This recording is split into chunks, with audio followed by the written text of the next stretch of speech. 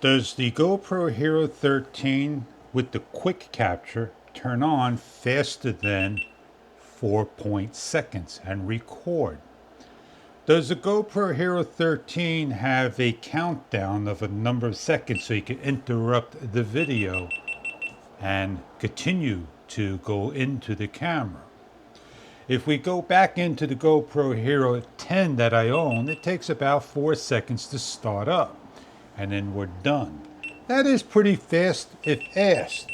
But in today's time, we have here is a DJI Osmo Action 4 that takes about the same amount of time, 4 to 5 seconds, and we're recording just like that. But when we shut down the camera, we have a standby mode that we can interrupt and continue to use the camera. But the next time we turn the camera on, within 15 to 30 minutes, we have an instant record, really that fast. Does the GoPro Hero 13 have anything like DJI does have?